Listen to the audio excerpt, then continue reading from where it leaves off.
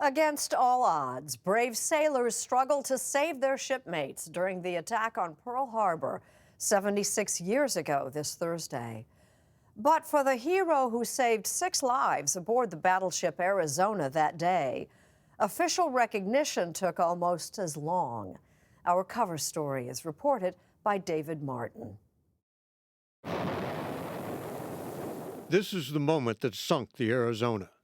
A Japanese bomb went off in the forward ammunition magazine, setting off a cataclysmic explosion.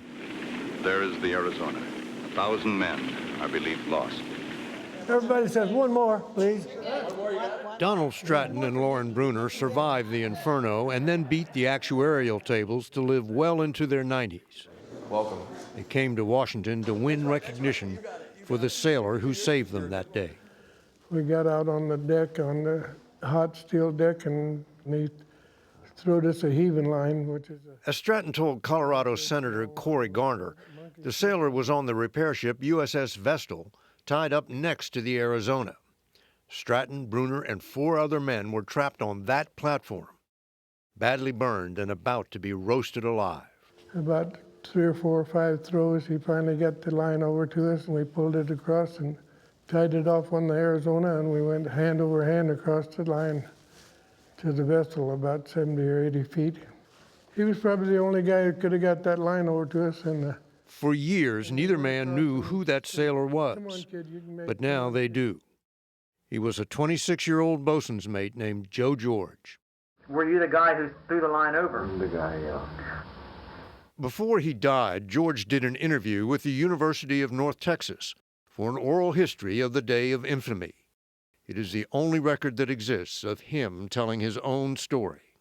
One of these books is written about Pearl Harbor, the unknown sailor in a vessel throwing the line over to the Arizona sailor, and then that unknown sailor that whoever wrote the book didn't find.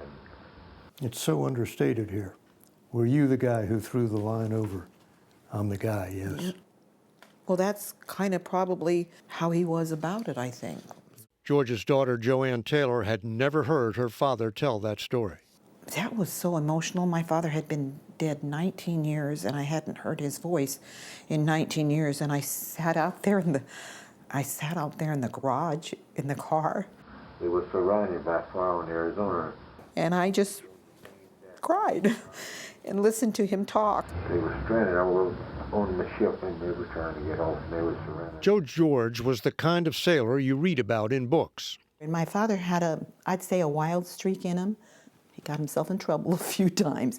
An amateur heavyweight boxer who fought in Friday Night Smokers. He would take his winnings, go drinking, and usually end up in another fight, which is what happened on the Friday night before the Pearl Harbor attack. And he was brought back by the MPs to the ship and, ordered to stay on the ship. And that's why he was there. That's why he was there on that Sunday morning. I always say because that's where God meant him to be and put him there. But God apparently didn't want Joe George to receive a medal for what he did that day. When his daughter wrote the Navy, nothing happened. Have you been surprised by how hard it's been? I'll be honest. It can be overwhelming and depressing sometimes because his story is real, and so it is hard. George had already been commended for his actions by Captain Cassin Young, the commanding officer of the Vestal, a fact Taylor learned when she found this in a drawer at her mother's house. That's his logbook. That's his original logbook. We can leaf through here and see his entire career. You can look through there and see exactly the ships he's been on, where he was stationed. USS Vestal, Pearl Harbor. Right. Aided men from the USS Arizona, which was a fire, in getting over to the Vestal, and assisted in the ship getting clear of the Arizona. Right. But for her father to receive a medal, Navy regulations required 2 sworn affidavits from eyewitnesses. There are only 5 survivors of the Arizona still alive. 2 of them, Stratton and Bruner, had been saved by George. What are the odds? What are the odds of that? It's just incredible. Well, which makes you think his story was meant to be told. These are eyewitness statements here. Had it not been for Joseph George and his heroism, we would have all perished in the fire that was engulfing Arizona. Thank you for coming. Thank you for your service. Thank you. Documents in hand, Joanne Taylor, Lauren Bruner, and Donald Stratton took their case not just to the Senate, I get 95, you can do that. 95, you still look like you got a good couple of decades left in you. but to the Pentagon, where they met with Secretary of Defense Mattis, the chairman of the Joint Chiefs, and the Chief of Naval Operations. Joe George, whose daughter Joanne is with us today. And finally, to the White House and the Commander-in-Chief. He will always honor and remember a man whose courage knew no limits.